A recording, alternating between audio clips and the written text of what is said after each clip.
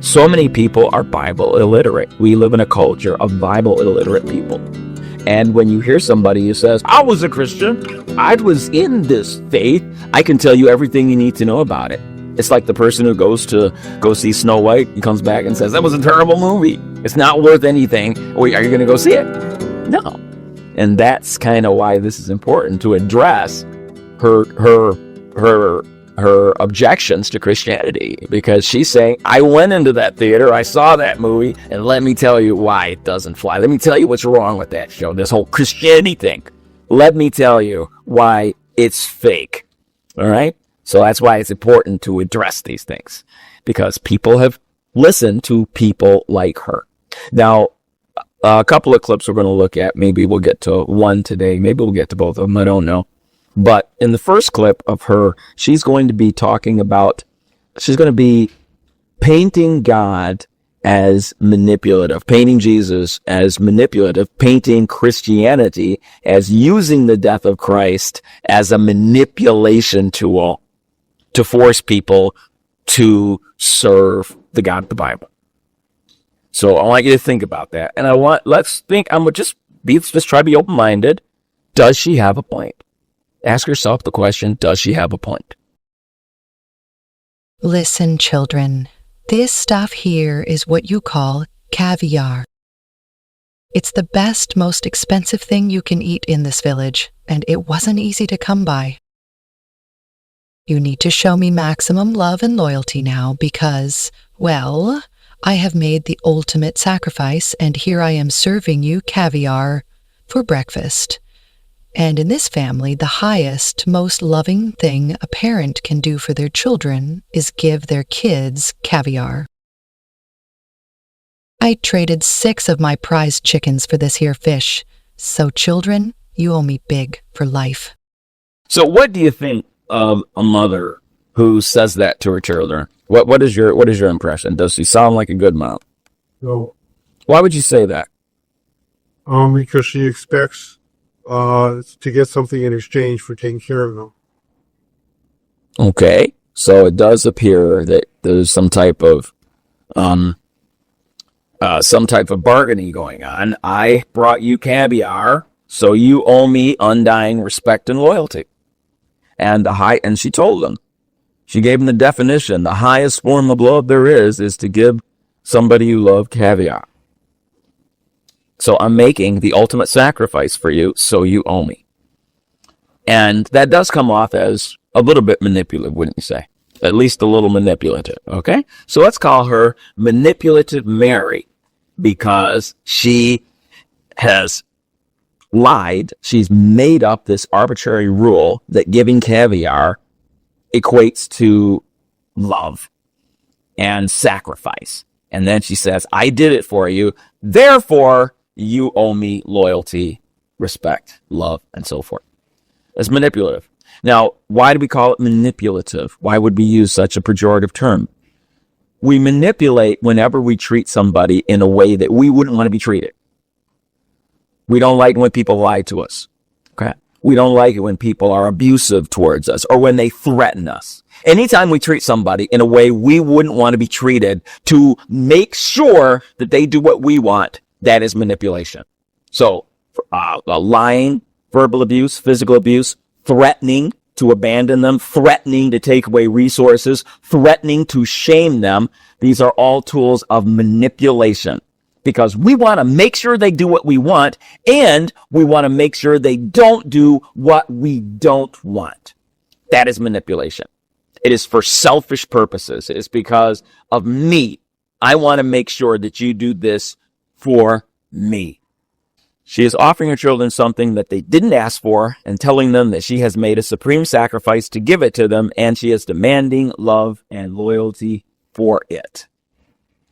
Is Jesus guilty of a manipulative Mary move? All right. Well, let's take a look at the evidence. The greatest love you can have for your friends is to give your life for them.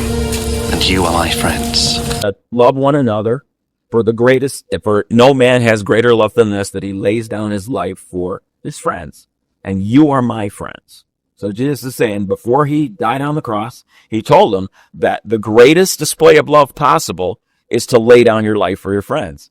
You are my friends. The implication is, guess what I'm going to do for you? Because you're my friend, I'm going to lay down my life for you. He came right out and said that. And then within like a couple days, he actually did it. So he said it, and it was pretty much like the next day. He dies on a cross for them. But he sets it up. Is this a manipulative Mary move? She thinks it is. But modern Christians believe that Jesus was God. Jesus is God. And so when it says he gave up his only son, well, he's God. It's not his son, it's him. He gave up himself. Okay, so he gave up himself. But why did he have to do that? What was the point? In my last video, the manipulation of the crucifixion, we talked about that, about how he never had to do that. He was never obligated to die or to put on this big death display in order to guilt humanity into believing in him or following him or whatever. That was never a requirement of him. He chose that. He made the rules. He decided that blood needed to be shed in order for humanity to be forgiven. He couldn't have just decided to forgive them. That would be silly, right? So his choice to give up his life, I mean, that was entirely his choice, and it was unnecessary. It was only made necessary because he decided it was necessary. So it's really not that much of a gift. It's not that much of a display of love when it was never necessary to begin with. Okay, there you go. She is absolutely accusing Jesus of being a manipulative Mary. He made up this rule, the greater love has no one than to lay down your life for your friends. What? Come on. You made that up. And then you died. Nobody asked you to die for their sins. Nobody asked for that. Why? We didn't need this gruesome display. It was unnecessary. You're trying to do emotional manipulation. God, because why? He's God. I mean, bottom line is it. And, she's thinking, God is omnipotent. He can do anything. So he didn't have to. He didn't have to require bloodshed for sin. He did not have to require bloodshed for sin. He chose to do that. He could have chosen otherwise. That is her thesis. So she's saying Jesus is just like manipulative Mary. No difference between the two. That's her thesis. Kristi's position is, since that God is omnipotent, then he can do anything. He could forgive all of our sins without dying on the cross for us, with nothing more than a wave of his hand. Shedding of blood for our sins was just gross and unnecessary. He did it as a spectacle just to guilt us into being loyal to him. He did it as a spectacle. He didn't have to do that. We didn't ask for it. He could have just said, you're forgiven, and been done with it. No bloodshed necessary. That's her position. Does the Bible support the view that God's omnipotent means that he can do absolutely anything that anyone could say or imagine? Because to her, that's what omnipotence means. That's her definition of God. That's what she thinks the God of the Bible is. She thinks that the Bible teaches that God is absolutely omnipotent and he can do anything. Anything you can think or say, God can do it. That's what omnipotence means. Well, he can do it. He just doesn't. Okay. One position. And that's what she would say. He can do anything, but he just, like, for example, he could have just waved his hand and say, you're forgiven. He just didn't do it. But he could have. Well, he could have. Right? Huh? But is it right to well, do it this way? He makes right and wrong. He's omnipotent. He could do that. He could make it right. He can do anything. All right. Well, first, I come against that thesis. The God of the Bible is not omnipotent. That's not in the Bible. He's not. The God of the Bible has limitations. He does. Lie. He can't. Exactly. There are a lot of things that he can't do. Not won't do.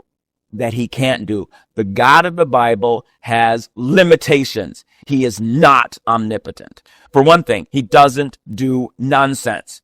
Nowhere in the Bible does God do nonsense. Can God make a rock so big that even he can't lift it? It's nonsense. The statement is meaningless. That's stupid. That's a dumb statement. That's an illogical statement. Of course not. No. Can God create a giant rabbit made entirely of chocolate so that it is 200% composed of ice water from Lake Superior without changing the definition of ice water? Can you do that? You could. It's nonsense. No, we can't. It's nonsense. You can't have something that's 100% chocolate and 100% ice water at the same time. And you can't have something that's 200% water. You can't have anything that's 200% anything. Okay? All right? That makes no sense. It's illogical. It's illogical. It's impossible. It's just rationally stupid. Can God instantaneously turn Nancy Pelosi into a clone of Donald Trump, but keep her mind the same without offending Donald Trump or Nancy Pelosi? Without changing their free will. Could he do it? Of course, that's nonsense. That's nonsense. He would have to change somebody's free will because I don't think that's going to fly. All right? No. Make them look cooler. Yeah, right. There's no suggestion in the Bible that God can do nonsense. Okay, but not only that, he has other limitations. Now, all right, Ken, how do we know what God's limitations are? Well, from a scientific perspective, we have no clue. He's not given us a tissue sample. We've not been able to look at him through a telescope. We have no scientific method of assessing what God is made of. However, we do have the Bible, and she's basically arguing from the Bible, so we can use that as a source. So what is he made of? Mechanistically, what determines his moral choices? Are there intrinsic laws that he has to follow? Is his definition of love truly arbitrary, or are there actual rules that he has to follow? Now, in the Bible, there are declarations of what God is. Okay, for one thing we know, he is love. God is light. He is life. He is truth. That's what he is. Okay, and we have tons of verses. God is love. Whoever does not love God does not know God, because God is love. Not that he has love. It's important. He is the stuff. He is the stuff. So when it comes to greater love has no one than this, he's not speaking from, I know a lot about love. He actually is the embodiment of love itself. You can't get to a higher authority than that on what is love. Okay? So basically, here we have the God who is love saying that the best way to demonstrate love is self-sacrifice. What's the ultimate sacrifice? Your life. It's logical. Amen. It's absolutely logical. Okay? Yeah. All right? And so we know and rely on the love God has for us. God is love. Whoever lives in love lives in God, and God in them. Love is intrinsic to God's being. This is Grok's opinion, by the way. Grok looked at the Bible and said that love is intrinsic to God's being. It's part of his intrinsic nature, just like keratin and fat and protein are intrinsic to your physical nature. Love is intrinsic to God's nature. It's part of his body. Okay. Who's Grok? Grok is the AI from Tesla. It's the AI. Yeah. Okay. Jesus light. When Jesus spoke again to the people, he said, I am the light of the world. Whoever follows me will never walk in darkness, but will have the light of life. This is the message we've heard from him and declare to you. God is light. In him there is no darkness at all. Now, does that mean he is physically light like we see here? The answer is yes. But I believe what means that he is the source of all electromagnetic radiation, because this is simply a reflection of visible wavelengths of electromagnetic radiation. He is the source of all electromagnetic radiation. When people see him in their near-death experiences, what's one thing that they all say in unison? First time you see him, light. Absolute, brilliant, transcendent light that would burn your eyeballs out if you saw it with your physical eye. It's that bright. So yes, he is. Yes. Is he electromagnetic radiation? He is the source of all radiation. Okay. So yeah, he is light. So he's not just physical light. He's also truth. And that's when his light shines, it shows things as they really are. No deception. He exposes everything for what it really is. Okay. So he's both light physically and light metaphorically. That's why he's also the way, the truth, and the life. Yeah. Yeah, that's what I was going to say, the truth. Yeah, absolutely. He's also life. I am the way, the truth, and the life. No one comes to the Father except for me. He claims explicitly to be life itself. There will be no life in the universe at all because he is life. One of the things I enjoy about raising emus is not the cleaning up after them. Okay. But, there's something about farming that I find incredibly therapeutic. When those birds come out of those eggs every time, there is a thrill that I get. that no other experience can quite match outside of, seeing the birth of your own children.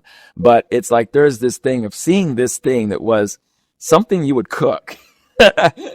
And after 50 days, out comes this huge bird that's alive and has a personality, and it imprints on you and calls you daddy and follows you around the house. I think this is life. It's like, that is just so incredible that this thing that used to be egg white and egg yolk is now a living creature that breathes and walks and sees and hears. That is so cool. God is life. There's a spiritual experience to working with life. God is life itself. He hates death. He loves life. He is the source of life, not just the source of life. He is life itself. All life in the universe is him. It's him. And when people go to hell, you go someplace where God is not. That's why it's considered called the second death, because you are banished from God himself and the source of life. You have chosen to separate yourself from the source of life itself. So he is light, he is life and truth. Now, what is he not? Okay, here are his limitations. Malachi 3:6, for I, the Lord, do not change. Therefore, our children of Jacob are not consumed. God's unchanging nature means he cannot be inconsistent or fickle. Now, we're talking about character inconsistency here. So, he's not going to change from being a God of love and a God of light to a God of capricious darkness and hate. Okay, and be consistently like that.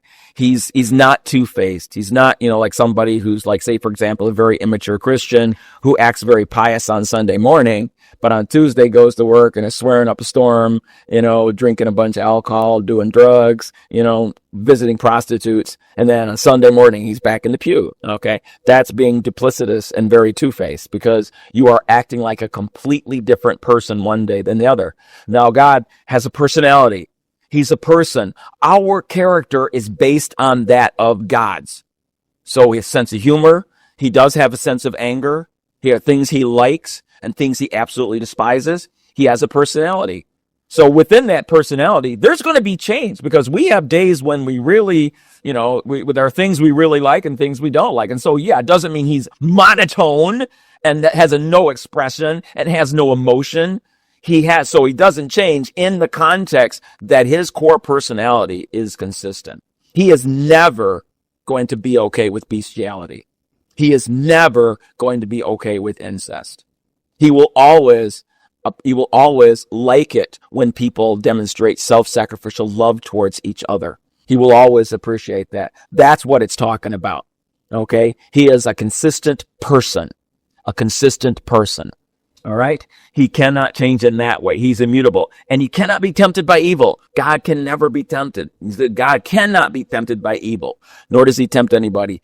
Bottom line is that, hey, these are things he can't do. So the God of the Bible has limitations. He has limitations. Yeah. Well, also what was when Jesus went through the desert, he had temptation. He allowed Lucifer to do the tempting. He didn't do the tempting. Maybe I'm misunderstood. Yeah. So he didn't give it, but it means he can't give in to it. It doesn't mean that he can't be tempted. It means he can't give in to the temptation. Okay. Yeah. I'm glad you brought that up. Yeah. It doesn't mean, he was tempted. He was allowed to be tempted, but he successfully went through it. God cannot deny himself. This is a big whopper right here. All right. 2 Timothy 2:13. If we are faithless, he remains faithful, for he cannot deny himself. God is bound by his own faithfulness and character. He cannot act contrary to his essence. He is love. He can't act contrary to that. He is light. He can't act he can't. And the point here is that he has lots of limitations. He's not omnipotent. He has limitations. And here's the other one. He cannot tolerate sin in his presence. Oh my goodness, this is a whopper here. God has an allergic reaction to sin. God has obsessive compulsive disorder when it comes to sin. Okay, now part of this is logical. How is it logical? Well, if you are light and love, so that everything is the truth is exposed, your true character is exposed when he's around, and you love, you are love, then what do you want?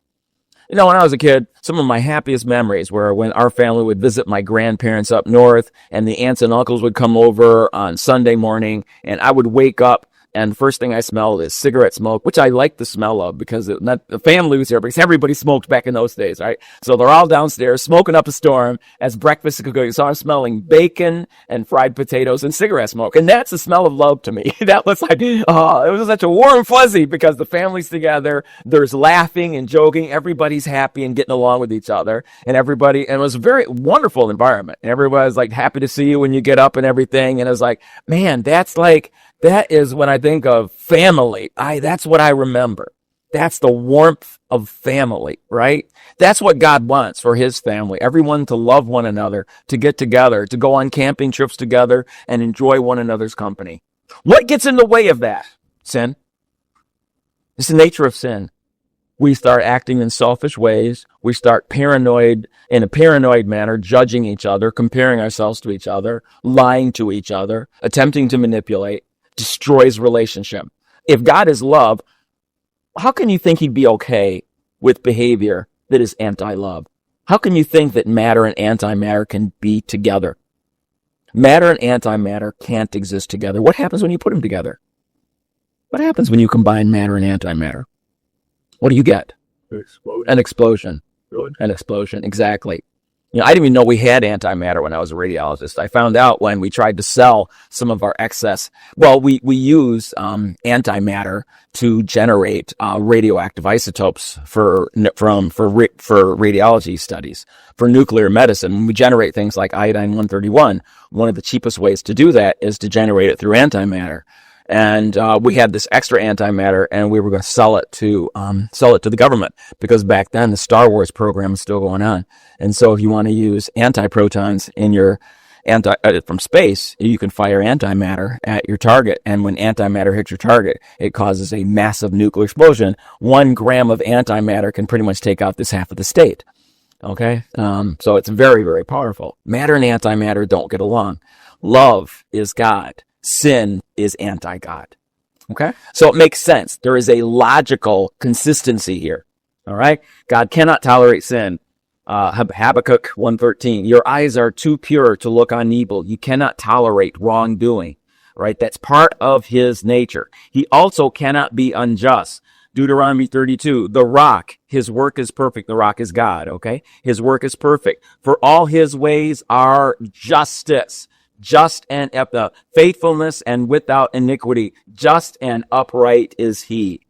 He can't stand it if there is evil going on, if there is sin going on, if it's going to be there, he has to respond. He can't let it slide.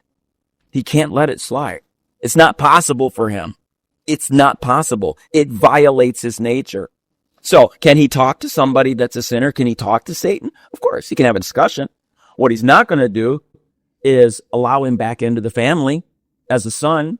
He's not going to put him on the court and say, okay, you can sit in my courtroom as a judge next to me. Oh, no, you're not allowed here. You've got outstanding tickets. You got warrants out for your arrest. I'm a judge. I can't have somebody with outstanding warrants sitting in my courtroom next to me as a part of my family. Okay? It's logical that he would be allergic to sin. Just think about it. It violates his intrinsic nature. The offer of heaven is not as a reward for being a good boy.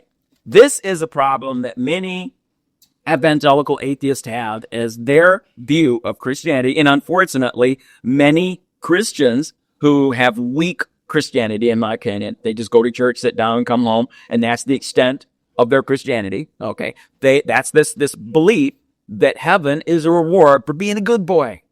Oh, you went to church and you tried to follow the 10 Commandments. Oh, good boy. You get to go to heaven. Aren't you happy? Good boy, good boy. That's not the Bible's position on what heaven is for. It's not. Okay? He's allowing people into heaven for himself. It's not for us. It's for him. He wanted intimate family members for himself. He wants to wake up and smell cigarette smoke and bacon with family members in the house that love each other. That's what he wanted. Okay? That's what he was going for. He didn't make this as a reward for being a good boy. He wants family. It's all set up so he can get himself family, and he's looking to us to be his family. The offer of heaven is not an offer to lay around all day and watch movies in heaven. We will have roles, including acting as members of his divine court. Don't you know that we'll judge angels? 1 Corinthians 6:3. We're going to have an active role in actually judging other sentient beings. There are more in the entire universe, in the universe as a whole, and that may include not just the universe that we observe. How many other universes has God created? We don't know. How many other peoples has he created? God's been around for a long time. There could be a lot more sentient people out there in the wider universe, or universes, because God is not just the God of this universe, he's the God of all universes. So we Not only us. there could, it's not excluded. There could be other universes. Yeah, that's possible. God, he's God. Okay. We know that he created the angels and they're a separate race from us. And he's saying, we're going to judge those. All right. Are we going to judge any other races? I mean, so what he's saying is, you are my children. You're coming into my family, but I'm not just, think about how kingships have worked throughout history. If you're the king, what do you call your children? What do you call your little boys? Princes. And one day, what will they be? Kings. They're part of the royal court. This is the model God's giving us. You're coming into my family as members of the royal court. Okay? You're going to have judging responsibilities. You're going to be little gods. All right? I mean, without being blasphemous, that is what the Bible teaches. Nobody can become a member of his family and an officer of his court if they have outstanding warrants or tickets. All crimes committed by applicants must be justly addressed and fully paid for. If you're going to serve on my court, no outstanding warrants, no outstanding tickets. Would you like to pay for them yourself, or do you want somebody else to pay for them? Because if you want to pay for them, guess what the penalty is? Guess what the fine is? Take a guess at what the fine is. The fine is bloodshed and death. So if you want to come and be a member of this court, you can't come until justice takes place. All right? Yeah. I just wanted to share an interesting anecdote that a few years ago I was getting a number of traffic tickets, and whenever I was convicted of them, I had a friend who was a judge pay all my fines. Is that right? Well, this is a good example of that's what God is doing. That's a good example of what God is doing. Okay. He's paying our fines, but we have to accept this as a gift and humbly take responsibility for a crime. That's what he wants from us. So she says, well, he could have just waved his hand. He didn't have to pay that fine. That fine was arbitrary. No, it's not arbitrary. It would violate his very nature. That's like saying, okay, you know what? I fell down and hurt my knee and got a boo-boo. I wish God could just make me out of silicon. That way you couldn't hurt me. I would fall down. It wouldn't hurt. You could shoot me and the bullets would bounce off. Why doesn't God just make me out of silicon? I would like that. I want to go through my life, but I want to be made of silicon. Well, the problem with that is that there's a reason why we're based out of carbon. Now, can you make a life form out of silicon? The answer is not on this planet.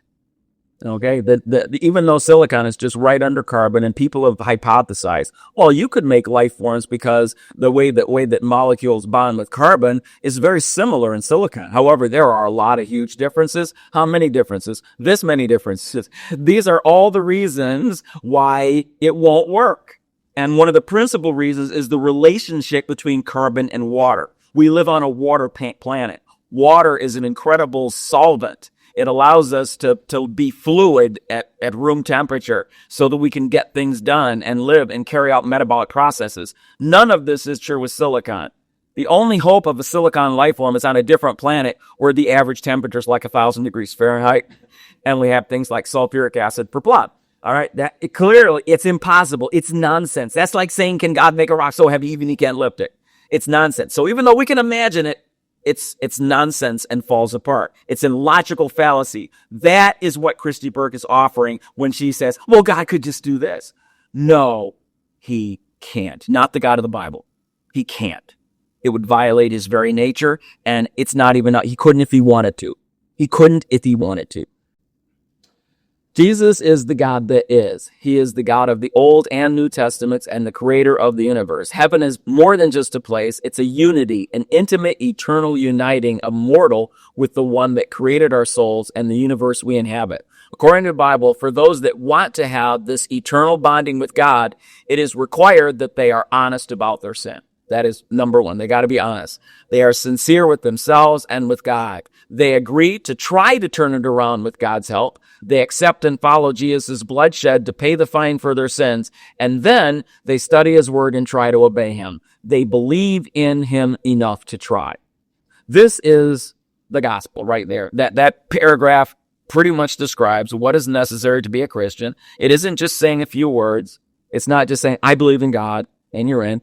This is in a nutshell what Jesus describes as entering into a relationship with God that leads to eternal life. Would anybody disagree with that? You see anything on there that's missing? Yeah.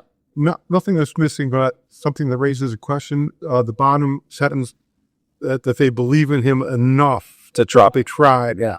To me, that suggests perhaps that a certain tinge of agnosticism is acceptable to him, perhaps. Yeah, that's part of our journey. I mean, without my agnosticism, I wouldn't have sought answers.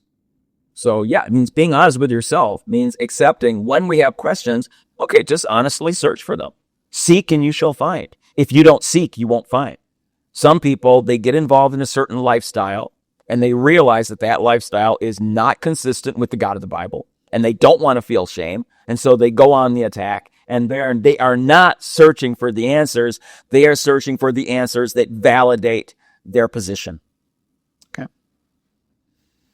All right. Kristi's claim that bloodshed was unnecessary is only true if the God of the universe were a different God from the one in the Bible. Okay. That God doesn't have any requirement for justice and is not repelled by sin and can really be truly omnipotent and can do anything you can imagine, even the nonsense.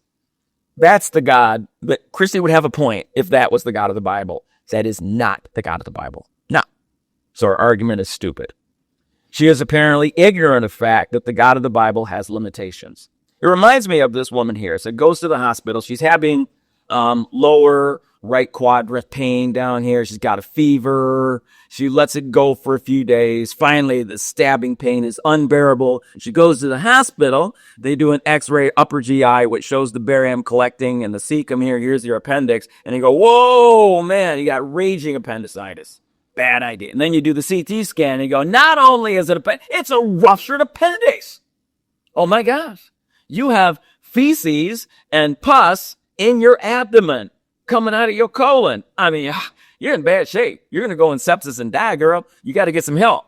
So the surgeon says, well, what we got to do is you got to get in here and take that appendix out. And then we got to get in there and clean up all that crack. Okay, you got fecal matter in your abdomen. You got pus in your abdomen. So we got to take out your appendix and we got to clean up all of that inflammatory crap that's in your abdomen. Now, we got two choices. We can do a laparoscopic appendectomy or an open appendectomy. I recommend the open appendectomy because we have a lot of cleaning to do. We want to make sure that we get all the doo-doo out of there, okay? We want to make sure we clean it up good. So I recommend an open appendectomy to fix this problem for you. But it's your choice, and here's my recommendation. And she goes, you know what? There's a Reiki healer in my neighborhood, and she's helped me so much. I mean, last week I had a really bad cold, and she laid hands, and 5 days later my cold was gone. And in Reiki, it fosters natural self-healing, and it enhances spiritual connection, and it balances energies in the body. So I'm going to just go to her for a second opinion, and she's going to lay hands on me. And I think I want to deal with it that way. Well, you can do that. It's a 99% chance you're going to end up here, but go for it. All right? That's what Kristi reminds me of. Okay? I mean, she's totally ignorant. She's making these statements. She's risking something that is worse than death. She's not only risking herself, she's spreading the news so 100,000 other people can risk death as well. All right. So her position, laying down your life for your friends, isn't the highest expression of love. It is no better than just waving your hand and forgiving their sins. Sins don't actually require bloodshed or death as penitence. God could just ignore our sins and accept us into his family by telling us, don't worry about it. It's all cool. Since God is omnipotent, he can make anything true. As she said, he could just forget us. No, that would be silly. And she mocks that, saying, I would be silly. Like, of course he could do that. Right? Nobody asked him to die on a cross for us. So he is just using it as a manipulation tool to guilt us into loving and serving him. All right, that's our position.